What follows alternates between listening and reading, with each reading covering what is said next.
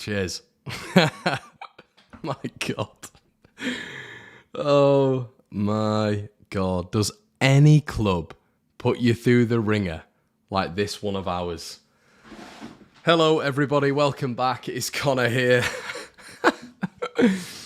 And we're here with a post-match reaction at Leeds United 2, Nottingham Forest 1. I'm honestly, I cannot believe what this club puts us through, on a daily. And fair play to each and every one of you for standing by this wonderful club, because I'm in that party as well. Just insane. The amount this club puts you through is just staggering. We're going to get on to the reactions from some of you guys straight off the bat. I'd like to say that we fully deserve that. I would also like to say they are the worst team that I've seen at Ellen Road. As I've said in the preview 5 hours ago, no idea what they do as a team. I think they go through Brennan Johnson and that's it. There's no strategy, no tactical plan. And as you saw in the second half, their fall for everything is to bring the big fellas on and lump the ball up. They have no tactical identity, no plan. And this is why in my prediction programme, I have said that they will go down. And that is exactly why. You got a team up against them who started in the bottom three, who were by far, we battered them. At some point, it was something like 21 shots to their, I think it was 4 or 5. I felt threatened because of Leeds. I didn't feel threatened because of Nottingham Forest. I felt threatened because of Leeds and bozo mistakes that we've been making all season.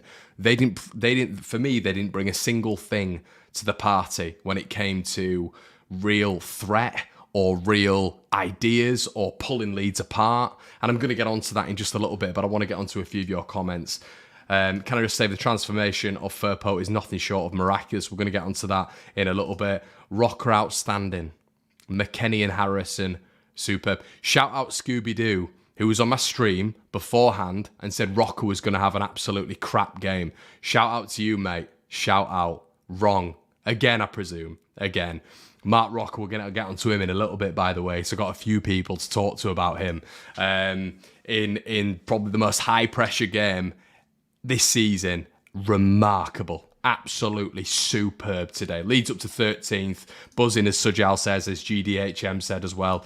Buzzing results have gone our way as well. I've not checked any of the results, everybody. I was full throttle into Leeds United tonight. I was literally, I've got a small little sofa in there. I was on each and every part of it. I was on the floor. I had my head in my hands. I was in the bed on the other side. I've only got a little studio flat. I wasn't watching the game for part of it. I just had the commentary on. I couldn't stand it. That was absolute agony. Absolute agony, just because I know what Leeds United are like. Not because of Forest, because Forest were abysmal tonight. Abysmal. And that is a championship side, by the way. Huge win. Ryan says 21 goal attempts. Roca amazing. Firpo delightful. And Leicester and Bournemouth lose. Didn't know that. I didn't know that because I've not been paying any attention. Leicester and Bournemouth lose, Connor. Can you believe it? I've not paid any attention to anything tonight, and I'm not even telling a lie. It's been all Leeds. Smile, Connor. It's all over. It's all over. Yeah, we're going to get onto it. Claire Wood says absolutely buzzing. Dusting off the passport off Connor. Hey, Paul, we're dusting off the Crystal Palace passports, my friend. I'll be down there at the weekend, and I can't wait for it, especially after that. Gabe says Roca 10 out of 10. Big Mac excellent. Pascal, Pascal was very, very good. Very, very good. Listen, we're going to get onto it. Get a beer, Connor, lad. Matt, I've got one. I've gone for Spain's finest tonight, Mark Roca. Shout out to you, Mark. San Mi Roca. There we go. And that sounds a bit dodgy, doesn't it? We'll leave that. Great all-round team performance. Harrison and Sinisterra gave their defence a nightmare. Strout was immense at the back. Should have won more by more than 2-1, but 3 points is what's important. Jamie says, Connor, I'm mentally and physically drained after that. I mean, it was just, that was horrendous. That was absolutely awful. And as I keep saying, not because of Nottingham Forest, because they were turgid. Turgid. And do you know what I'm going to say? I think I've just said it at the start of here, or I might have just been walking around the flat talking to myself, because I do that quite frequently, believe it or not. They're the worst side I've seen at Ellen Road by a mile. As I've said, at least Southampton came to Ellen Road when we beat them 1-0. And they had a slight idea of what they were doing. Sellers was trying to play out from the back a little bit. They were trying to build up through midfield. I've not seen a worse side than that at Ellen Road. No way. So yeah, Carlos, £20 donation. Thank you so much, mate. Beat Palace, and I believe we'll stay up. We absolutely annihilated them tonight. I don't want to get carried away, but some of the football was terrific. Firpo, man of the match for me. Scrappy at the end, but needed. Anything for Roca, Scooby? Anything for Roca? At all? No? Okay. City took it as well. Get the flip in. Another day win that 4-5-1. Somerville at the end as well. My God. Somerville at the end. I'll be honest, everyone. I thought we lost a lot when Cine came off, and I'm going to get into the game a little bit now. So I've got a few notes down, so stay with me. Luke Ayling.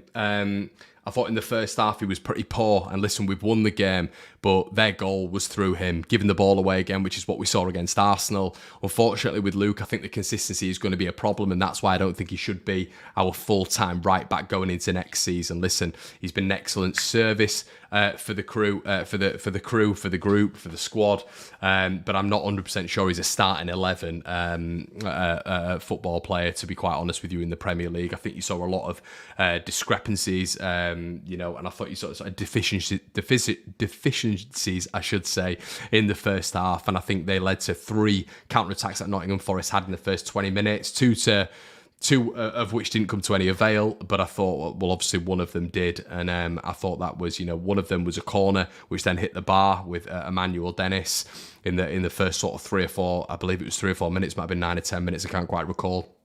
And then obviously led to their goal. And I thought Luke was really poor in that first half. Nathan says Weston Mckennie was great. We're gonna get into that. Listen, mate, we're gonna get into so many positives tonight. I'm absolutely buzzing after that. So just hold on with me here. We're just gonna go through the first half. We're gonna go through the goals. But listen, Weston McKennie was immense. Was absolutely immense. And do you know what? I've noticed this in the games that he's played, and I've never come on here at all and dug him out. I haven't. There's a player in there. There really is. When we first signed him, I wasn't 100% sure about the profile of player that we bought, but there was no doubt in his quality. Weston McKennie tonight took the role of Tyler Adams and absolutely made it his own. And I don't think we looked slack defensively through the middle whatsoever. Which, you know what, isn't that great. And that's no slight on Tyler Adams. But I tell you what, everybody, it's a different dimension to what we could have if Tyler Adams wasn't there. And against Wolverhampton Wanderers, when it was Mckennie and Roca in there, I didn't think they were immense, but they held their own. They were putting some good defensive tackles in there. They were creating, and that's Mckennie and Roca now together, and we've got 2 massive wins in the Premier League. 2 massive wins in the Premier League. They didn't play together, obviously, against Arsenal. That's something to take into consideration. Weston McKennie in that first half, that is one of the best first half performances I have seen in a Leeds United shirt this season. He was fantastic. Didn't give the ball away, wasn't flustered under pressure, would receive the ball in his left, right, was spraying the ball with his left foot 20 yards, was spraying it with his right foot. That was a Premier League performance at the highest level from Weston McKennie. In any team, he'd have been one of the better players tonight. Absolutely immense, I thought.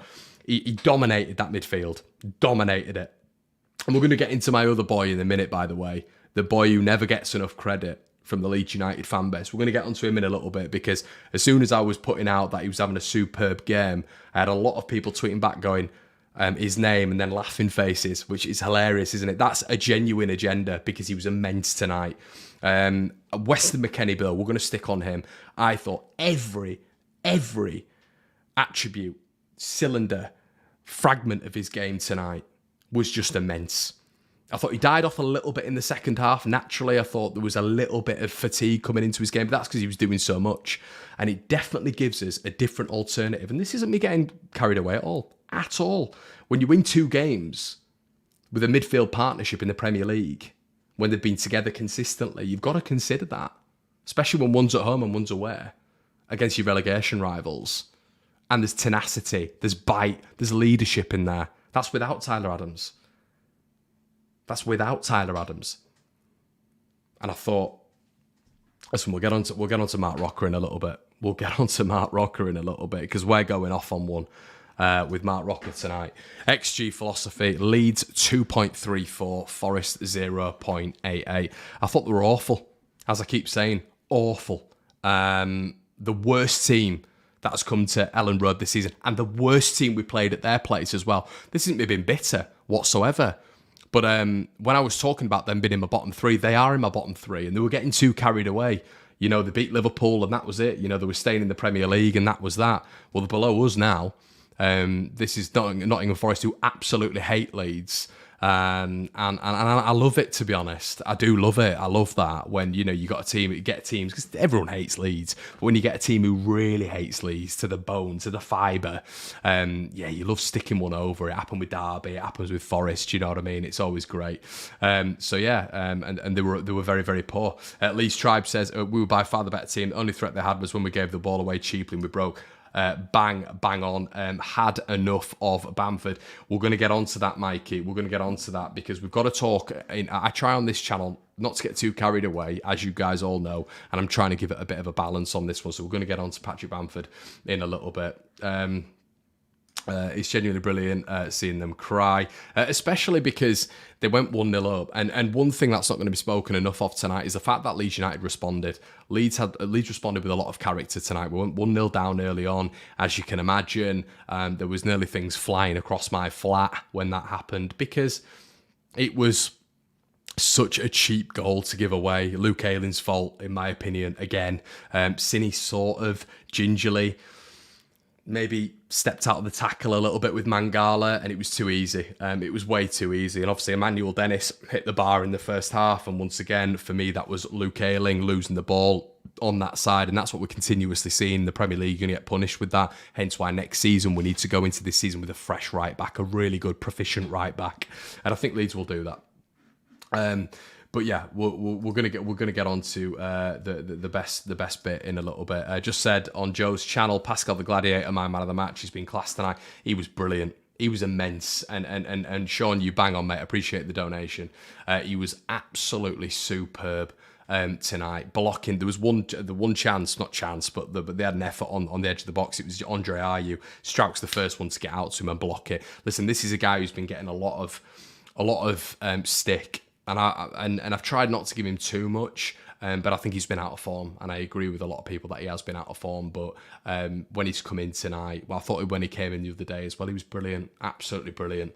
Maybe not the other day as such, but tonight, absolutely immense. And that is the Pascal Strout we all know and love. He's not just become a rubbish player overnight, everybody. Technically, he's still very, very good. You know, as a centre-back, very, very good. Never any misplaced passes tonight. A real football brain on him, physical, combative. I think all I'd challenge Pascal Strout to do is become more of a leader. Looks a little bit tentative sometimes on the pitch, a little bit sort of lost, but maybe that's just his aura. Maybe that's just how he is, you know, but I'd love to see him like demanding players to go in a certain place. You move there, you know, you'd love to see that on the TV and in the ground a little bit more. He doesn't do that as such, but maybe that's just the player he is. You get a lot of players like that. You know, Paolo Maldini was very much like that.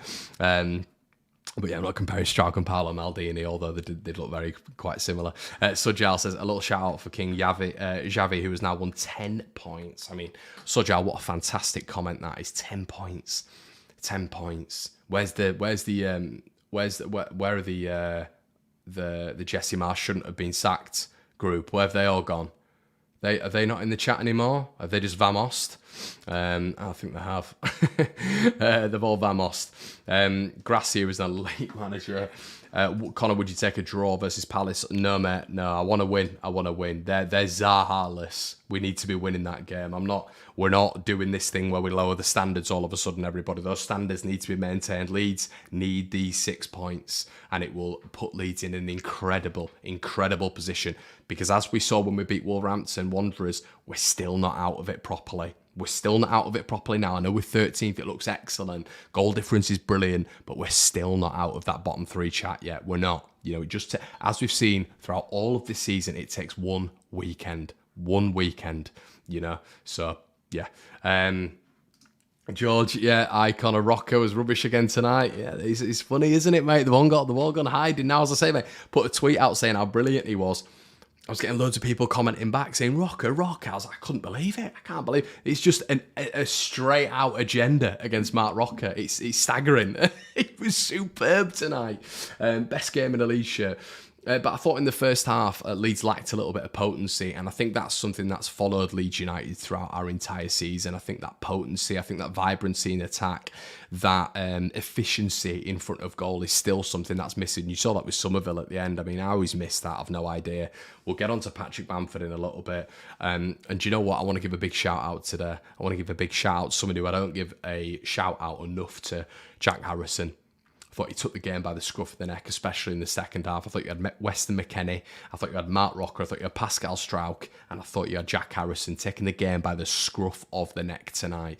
The leaders stepped up. And this is what I've been shouting for when it's come to Jack Harrison for ages. In these big games, I need you to step up, fella. The last 3 games, it's a cluster. I always talk about clusters. When I'm talking about cluster, it's only 3 or 4 games.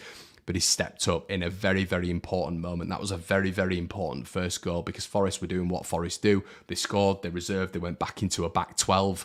And I think Steve Cooper was on the goal line as well. And they just weren't interested in playing football. And Jack Harrison was on the money with that finish. And I thought he really drove the game. I thought he was really the man who got the ball on the front foot and was going at Nottingham Forest and really asking them questions. And I thought it was brilliant to see how direct he was. We don't see that enough from Jack Harrison. Test the opposition, Jack. Go against them. Run at them. You don't see that enough of him. Sometimes he's lateral. Sometimes he'll go back. Sometimes he'll have that handbrake on. He'll play the safe option. Go at him, Jack. Have a go at him because this is what happens. Defenders are frightened when your ability is shown against them. You can go, you can take them on, you can go left, you can go right. This is what he has in his locker. He's got a fantastic touch. I want to see Jack Harrison do this more often because that was a brilliant game from Jack Harrison. I'd arguably say it was the best game of the season, the most complete Jack Harrison performance of the season. I'd be interested to see what you guys think about that.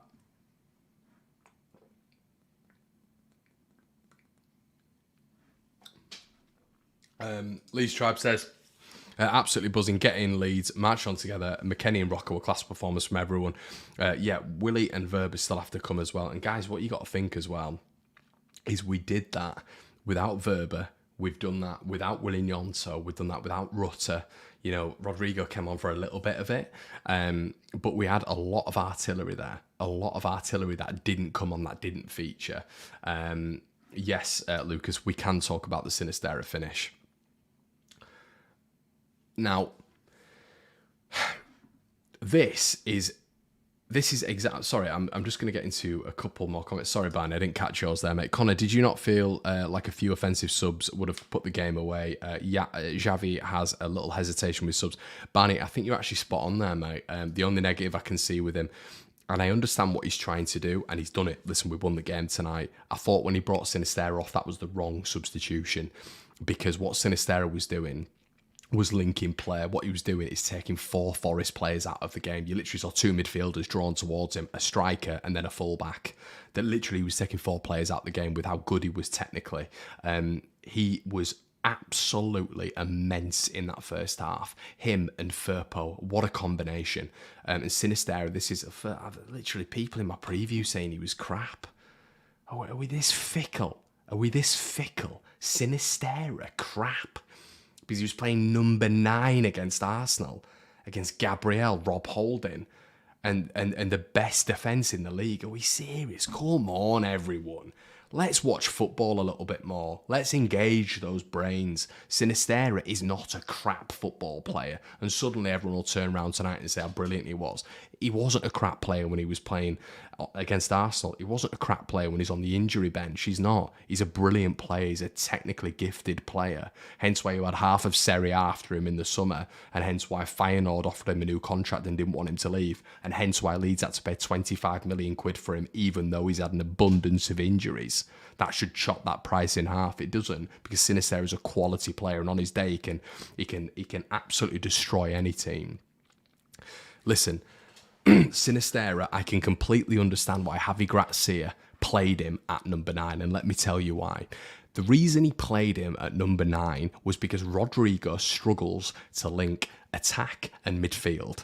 attack and defence because he doesn't have that hold-up play. He isn't able to receive the ball in compromising situations and pass the ball off to maybe oncoming eights, or pass it out to the fullback, or pass it out to wing players, or even get the ball swivel left, swivel right, take the centre-back out of the game. He doesn't have that technical capability, Rodrigo. Neither does Patrick Bamford. Sinisterra has the ability to do that. The problem is, the disadvantage he has is it's his height, it's his physicality. When he gets the ball at his feet, he draws players in because he can do something with a football that no other offensive Leeds player can do. Maybe throw in Willian Gnonto in there, but I think his close control is still levels ahead of Willian Gnonto. That is why he was played as a number 9. Here's a comparative. Tonight, Patrick Bamford played tonight. I thought it was one of his worst games in a long time. He could not link play whatsoever. Felipe did a job on him. Diakite did a job on him. Every time the ball came into him, under pressure, he'd give it away. The ball would bounce off him. He'd take 4 or 5 extra touches for insurance because he's not confident in being able to get the ball and release it quickly because he thinks he's probably going to lose it. Sinisterra does that motion in his sleep. Bang, bang, get the ball in, play it off, get the ball in, play it off. Maybe I'll spin you. He has he's a Swiss Army knife of technical ability. That's why Grazia played him as a number 9. I completely understood that as a weekend because we don't have a player who's able to do that, who's able to get our number 8s in the game. Sinisterra tonight was, in my opinion, elite level. He showed a world-class ability because what he was doing was trying to find Bamford consistently. You saw the ball. Roca was fizzing it into him and he was trying to get the ball inverted and find Bamford. Ball would bounce off Bamford. Bamford would take 6 touches. It must be so frustrating for Sinisterra. And do you know what? Pre-game, I was saying Patrick Bamford is that number 9 that I'd want in terms of being able to occupy the defenders, being able to maybe receive the ball and number 8's been able to come off him, or one of our midfielders, Mark Roca, Wes Mckennie, been able to move on to the ball because it bounces off him. He doesn't do it effectively though. He will still lose possession. And when he loses possession, Forest then counter, other teams counter because they've got the ball off Patrick Bamford and they're able to do it continuously. That's the issue with Pat Bamford. Sinisterra is a different proposition to that because he's a quality footballer. Pat Bamford is arguably a championship footballer. We all know that. We've all known that if we're being putting our realistic heads on. Apart from one season, he's been a championship footballer for Leeds United. But listen, I'm not going to harp on the negatives tonight, but I think Bamford had a pretty poor showing, and I can understand when we're talking about Grazia and his man management and what he's done. I completely understand why he put Sinisterra up front at the weekend. But yeah, I'd be fascinated to hear what you guys think of that, to be quite honest. If Bamford scores his man of the match, that's Nicholas, you're on a different planet, mate. You're on a different planet if that's what you think. And if that is what football fans think, I'm genuinely worried. There's no chance that's how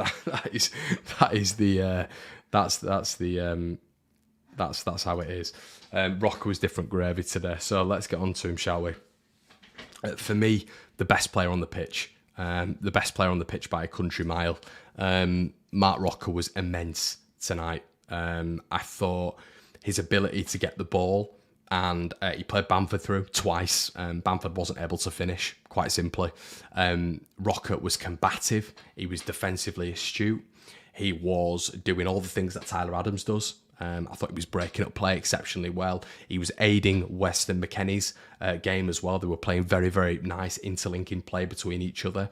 He was spraying the ball because guess what, everybody, now he can pass the ball left and can pass the ball right because he's not restricted by one Jesse Marsh.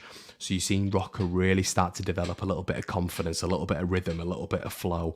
Was getting the ball, spraying it left, spraying it right, and he led to the first goal. And he actually Leeds weren't shooting in the first half. The only real 2 shots we had was Roca when he had one blocked, and Roca again when he had one. Keylor Navas saved it. Harrison was following it up. Mark Roca tonight was his best game in a Leeds shirt. He was and when it mattered as well, captain's performance. Before the game, he's in a huddle. He's geeing the Leeds players up. He's talking throughout the game. I saw him at one point talking to Luke Ayling, talking to Junior Firpo. Him and Weston McKennie were the leaders of the pack tonight. Absolutely immense midfield performance. Him and Weston McKennie, for me, the standout. Strout, brilliant as well, of course. But Mark Roca, I thought tonight, his deliveries into the box were brilliant as well. Set pieces were consistently good. Listen, absolutely brilliant tonight. I can't say anything highly of him. That's why I'm having a San Miguel. Listen, we've got Tiski in the fridge. We've got a nice Staroprama in there. We've even got a Stella Artois. But I'm going Spanish tonight, everybody. Here's to Mark Roca. The midfield Don tonight. The midfield Don. I thought over the game, over the 90 minutes, he was the best player. And as Kerry says, a man possessed. And I think that the other big thing, everybody, is we've beaten a relegation rival again. And we've been in the bottom three and now beaten. When we've been in the bottom three, when the pressure's been on, we've won 4 times. We've won 4 times when we've been in the bottom three. That's a test of character. And that's great to hear. To hear and see.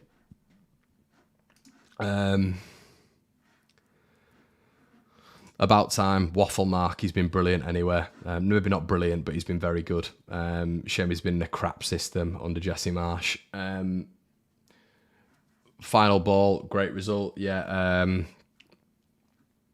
Fantastic selection of beers. Kevin says plus Spanish manager. Yeah, exactly, mate. Yeah, we've got a few good ones in the fridge. Okay, let's get on to another one as well. Now, when I say diving, when I say looking at the referee and getting in a tantrum, when I say just a face of thunder, really, when he's playing football, you guys all probably look at me and you think, and if I'm saying in that Nottingham Forest side, you probably say Emmanuel Dennis, you probably say Morgan Gibbs-White, you might throw John Joe Shelby in there. They've got quite a few, and that's what happens when you get 30 players in the summer who probably half of them don't want to play for you. But I'm going to shock you tonight. It was Brennan Johnson. The toys were fully thrown out the pram by him tonight. And let me say why the toys were fully thrown out the pram tonight. Junior Firpo. So, yeah, here's Junior Firpo. Absolutely sublime tonight. I thought he was excellent going forward. Defensively, Brennan Johnson didn't have a sniff. He was their most dangerous player on the day when you're looking at them on a team sheet. He got nowhere near it. He was having a paddy at the end to the referee because Firpo, he just had him in his back pocket. I'm waiting for the wallet. I'm waiting for the keys. I'm waiting for everything else to drop out of Firpo's pocket. And then I'm waiting for Brennan Johnson to follow up out of it as well. He was absolutely nullified by Junior Firpo tonight. I thought he was absolutely exquisite. He's going from strength to strength. He's proved me wrong. He's proved all of you wrong. Junior Firpo, with a manager who plays expansive football, who maybe plays a little bit more to his way, where it's not always press, has been absolutely exquisite under Javi Gracia. And I now look at Junior Firpo, and it was frustrating me the most in the first half that we were just continuously going down that right-hand side with Luke Ayling, who kept losing the ball. I wanted us to go down the left-hand side and build play through Junior Firpo and Sinisterra. And as soon as we started doing that, Leeds started building, Leeds started getting joy, Leeds started getting momentum, Leeds started getting success. And I thought he was fantastic tonight. Absolutely fantastic tonight. And I just want to shout out to him. I really do. And myself and others who didn't say he was good enough, who didn't think he was good enough, I did not foresee something like this with him. And it just shows how pivotal coaches are in players' careers. And absolutely immense tonight again. And the reason I want to mention him tonight as well is because it's Brennan Johnson. Brennan Johnson nullified, didn't get a sniff because of Junior Firpo, and that is a massive plaudit to him. It's a massive positive to him, and hopefully his confidence is going to go from strength to strength. Another one.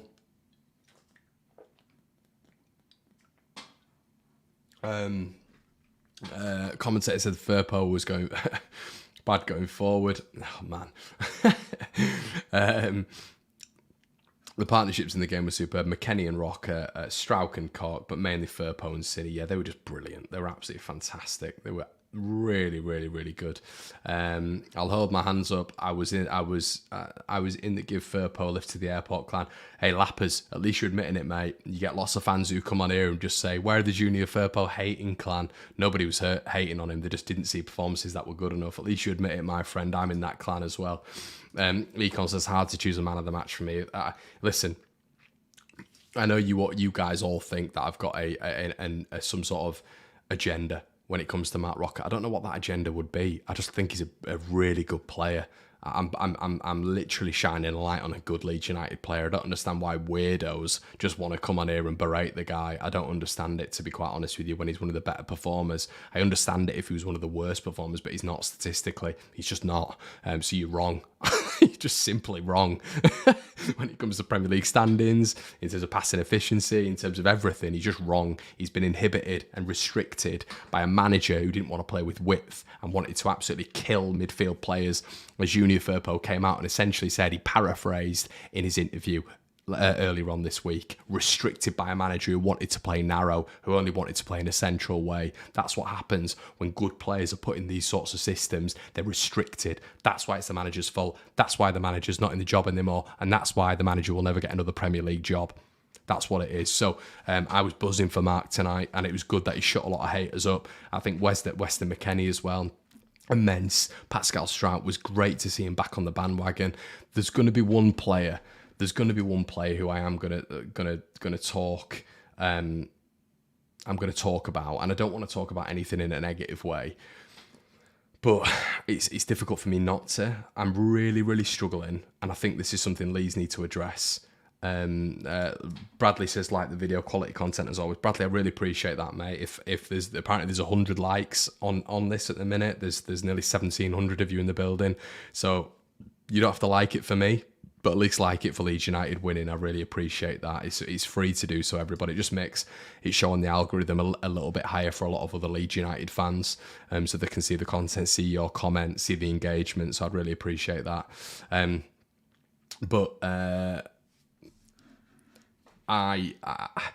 think we need to talk about Brendan Aronson.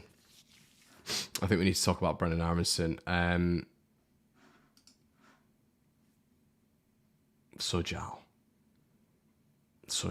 I need to have a word with Joe. He's watching a different game. Listen, when Leeds win, of course, it's great. But I, on here, try to talk about the positives and the negatives. I try not to get too carried away. I don't understand what Brendan Aronson brings to this side. I don't. And the reason I mentioned Mark Roca, the reason I mentioned Weston Mckennie, is because I see higher ceilings with these players. Jack Harrison's even in that bracket. Jack Harrison frustrates me more than anybody because I know he's got a higher ceiling, and I think he's literally got the capability to be nearly the England squad. That's what I think, because I think he's got that ability. I don't see what Brendan Aronson brings to this Leeds United side. I think attacks break down with him.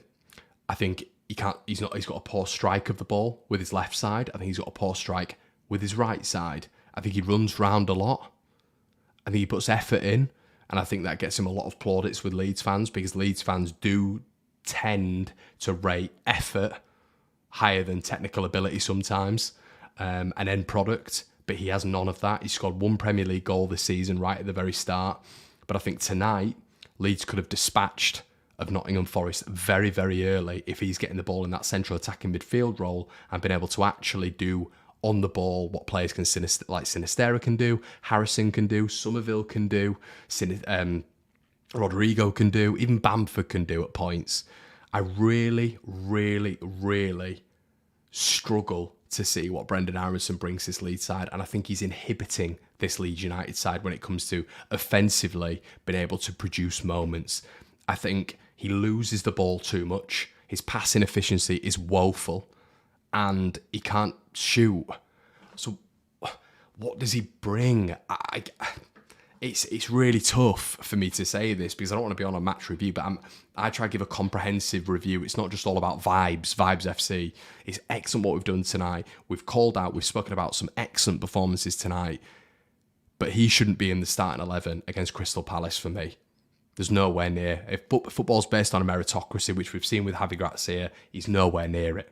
He's nowhere near it. There's too much that breaks down with him. Jack says, why does Javi keep playing him if he's so bad? I don't know, mate. I don't know. I think it is actually energy and endeavour to press the opposition and maybe force them into mistakes. It's not his end product. It's not.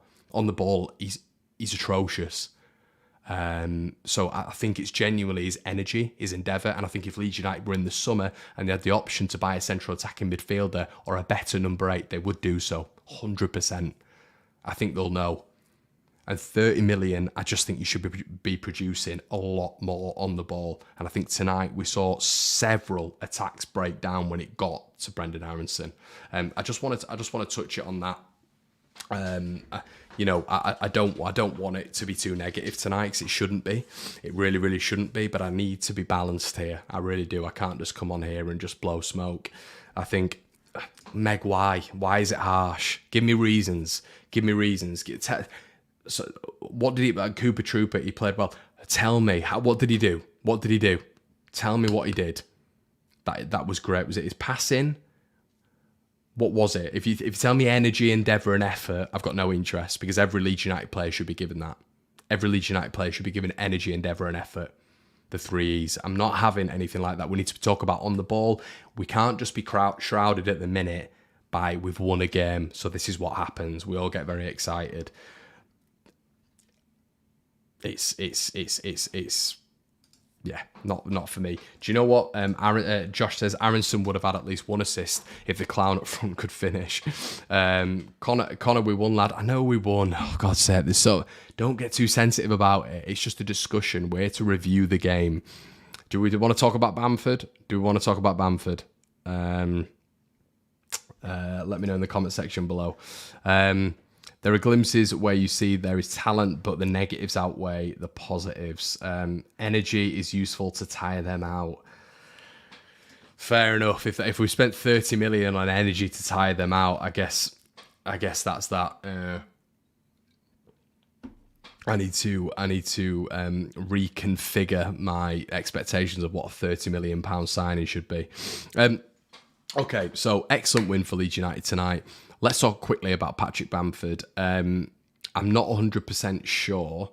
That it was his best game tonight, and I think that's why maybe Grazia was playing Sinisterra in that role, because he's the link between the attack and the midfield, the attack and the defence. He's excellent at being able to retain possession. He's technically gifted enough to be able to knock the ball on left, knock the ball on right, swivel the defender, as I've just said. Sinisterra is elite at that. I don't think Rodrigo and Bamford have that in the locker, unfortunately. I thought Bamford had a particularly tough evening tonight, and I thought a lot of attacks broke down with him, and Forest were able to come forward. But listen, for me,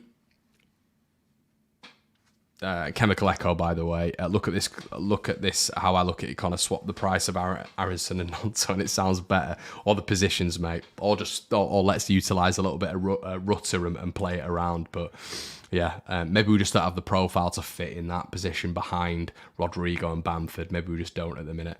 But yeah, I do agree with JB. Cine at 10 is a waste. I completely agree with that. Cine needs to be out wide, as we saw tonight.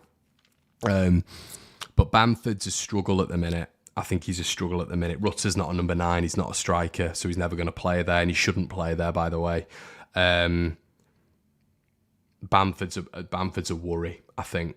I think he's a little bit of a worry. I mentioned earlier on that I think it's great that he's able to almost do the hallmarks of what a team player should be, to hold the ball up for the ball to almost hit him, and then one of our our second ball players, Aronson, Harrison, the players with a lot of energy to be able to receive the ball and play off Bamford. But he's not even able to do that at the minute. I thought Felipe and Nyakite had a pretty easy night when it came to Patrick Bamford. I just feel a lot of his efficiency at the minute is really off. And I'm not 100% sure he's ever going to get back there. So it'll be interesting to see what Leeds United do in the summer. Yeah, so Jack says Bamford and Aronson have zero chemistry, constantly missing chances to play each other in on goal every single match. Jack, I think you saw that in the first half, didn't you, mate, where Bamford was running through, and this is what I mean with Aronson, without even just looking at the movement of Bamford, not saying it was any good, by the way, he just literally boots it down to the side of Felipe, and it's that football IQ, it's that football brain, and also being able to technically do that. He can clearly technically do it. When under pressure, I don't think he can technically do it. Maybe that's a mindset thing, but I think he really, really struggles to read the game sometimes. I do. Brendan Aronson, I think he struggles to read the game, and I think there are a lot of deficiencies in his game there. Love to see a post-match stream, Connor. Great content. Thanks, Kieran. Appreciate that, mate. I know it's quite rare, mate. I know it's quite rare. How would we feel, says Josh, with Nonto at 9, Rodrigo at 10, left Cine, right wing Jack. Need to see Williams. Oh, that is the thing, though, Josh. I'm not 100% sure I'd like to see it like that, but I would really, really, I'd really, really like to see, imagine Sinister and Nonto together. Imagine that. But I just think overall, everyone, it was a really solid performance tonight. I think it was a comprehensive win. It's annoyed me that we haven't scored more against them because I think we're far superior, and it's good because I think you've for me right now. I think you even look at Forest games remaining, and I think they've got a lot of tough games. We go and beat Palace at the weekend. They lose again, let's say, and we get another team down there losing as well. It's massive for Leeds, everyone. It's massive for Leeds. And I think we have match winners. As you saw today with Sinistera, Willie didn't play. Is Rodrigo a match winner? Probably. There's a lot of positives there tonight. A hell of a lot of positives there. And I just wanted to give you a comprehensive review tonight. I also wanted to say that if I'm like putting a few negatives in there, you know, I want fans to come on here and maybe it's a little bit different to other people where it's just vibes and hype all the time, but I want you to come in here and hopefully take something away from it. You know, I'm not saying that I am the you know, football god genius. I'm not, but hopefully you subscribe to the One Leeds Fan Channel and you take something away from this. Maybe you think a little bit differently about something, and maybe I do read your comments and also think a little bit differently about things. Honestly, I do. So that's what I want to do. I don't want to offend anyone, but I just want to give you my perspective, and hopefully you even if you don't agree with it, you look at it and you think, oh yeah, maybe that's a good half decent way of seeing it. So yeah. I think someone just said to me as well, what did you think was, who do you think was man of the match? And I'll get onto that in just a little bit. Arden says, FB ref says Brendan and Jack is similar players. That's why they can be frustrating. Yeah, and as I said, Arden, I think Jack had his best game in a Leeds shirt this season. For me, I think he was comprehensively one of the top 4 players. Brendan's just a problem. Like, he's a problem for me. And listen, football is subjective. He is a problem. And listen, I've said on numerous videos that he will. I'm not 100% sure he will improve. I also think if there's an opportunity in the market for Leeds to go out and get someone who is in that position, I think Leeds will do it. I really do, because I think we can get a better player in that position. Not throwing him out to the Wolves because I know he's only young. But I don't know if he's a starter for Leeds United in the Premier League. Energy, endeavour, effort when Leeds are 70 minutes and we're winning the game. Come and press. Is he a starter? Not for me. Nowhere. Andrew Tollis gives a £4.99 donation. Thanks, Andrew. Get your comment in, mate. Get your comment in. Appreciate that. Graham says, watch Brendan go and score a hat-trick against Palace. Hey, Graham, if he does... Brilliant. If he does, I'll be the first one supporting him. Connor, were you surprised by how dominant Leeds were for most of the game?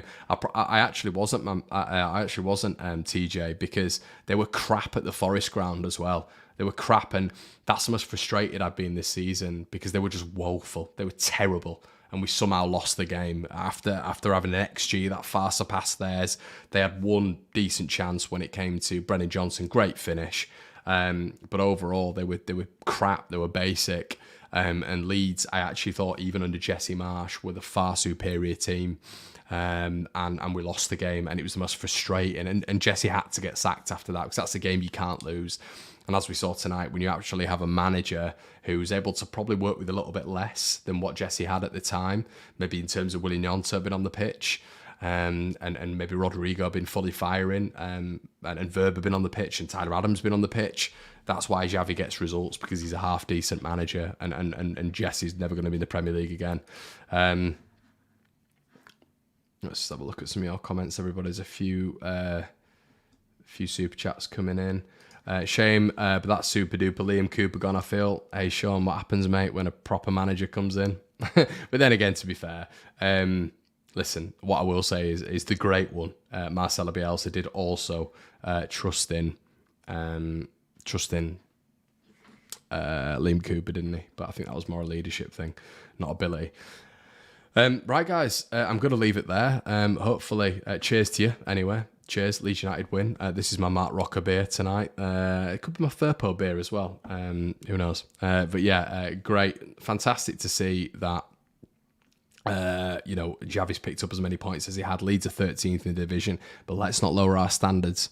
We go into Crystal Palace and we want a win, don't we? There's 1,650 of you in here. Please slap a like on the video and let's get a win against Crystal Palace. Let's get that insurance in. Let's move up the table and let's feel a little bit safer when we're coming into these really, really horrible games that we do have coming up. Let's not, as a fan base, be okay with getting a draw against Crystal Palace. Let's go there.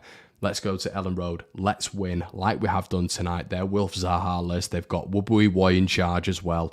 Not the highest pedigree of manager. Let's go into this game and let's play like we played tonight. Dominant and beat a Crystal Palace side. Guys, I'm going to leave it there. Shout out to Roca. Shout out to Jack Harrison. Shout out to Sinistera. Shout out to Javi Gracia. Shout out to Pascal Strout. And shout out to Leeds United for getting a fantastic win. Soak it in. Let's go into Palace. Let's get that win. If you're going to be there at Ellen Road, I will see you in the Peacock at 1 o'clock. Shout out to Big Paul. Guys, I'll see you in a bit. Cheers.